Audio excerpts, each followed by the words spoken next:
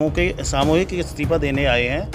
हमारे यहाँ अत्यंत भ्रष्टाचार अधिशासी अधिकारी और चेयरमैन के द्वारा किया जा रहा है। 4 साल का समय हो गया है।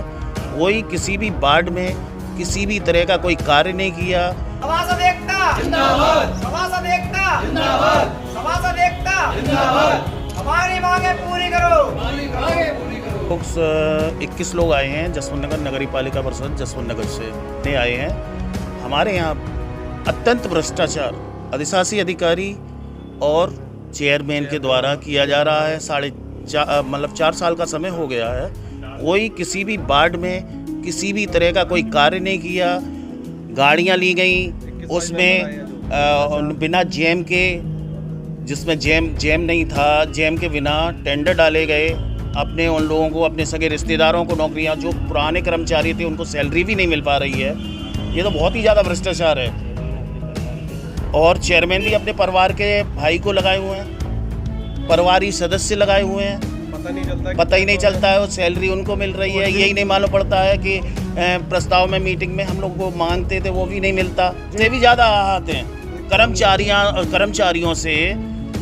जो हमारे अधिशासी अधिकारी हैं उनका बोलने का लहजा बहुत ही खराब, अत्यधिक खराब, जो कह नहीं सकते हम इससे। सभासदों से बोलने का लहजा खराब है। वार्डों में आज तक कोई काम नहीं हुआ 4 साल से। हम लोग क्या मुंह दिखाने जाएंगे, इसलिए इससे तो अच्छा है अपना इस्तीफा दे दें। कोई काम नहीं हो रहा है आज तक किसी बार कभी भी कोई सर्वे नहीं हुआ है, कोई दौरा नहीं किया है। 4 साल हो गए, 4 साल नहीं बोले आप, चुनाव नजदीक है, इसीलिए पब्लिक के बीच जाने से रिजाइन देने आ गए। नहीं, 4 साल से खूब बोले, 4 साल से प्रस्ताव रखे, 4 साल से प्रस्ताव रखने के बाद तो ये आश्वासन देते रहे कि अभी बजट नहीं है, हमारे पास रुपए नहीं है। हम लोग बजट की वो मांगते थे तो हाँ करके टाल दिया जाता था। मैं आपको बताना चाहूँगा कि नगर पालिका जसवंत नगर में कोई इशू नहीं है। एक धर्मशाला जो सार्वजनिक स्थान पर बनाई गई थी भोलेनाथ के नाम से, उस धर्मशाला को लेके नगर पालिका जसवंत नगर की शिकायत तहसील दिवस में डीएम साहिबा के मैडम के सामने हुई थी, तो उसकी जांच की गई। जांच उपरांत ये तथ्य प्रकाश में आया कि इसमें अधिकांश पैसा नगर पालिका का लगा हुआ है, तो नगर पालिका द्वारा उसको सील करा दिया गया है। अग्रिम कार्रवाई जाँच के बाद की जाएगी।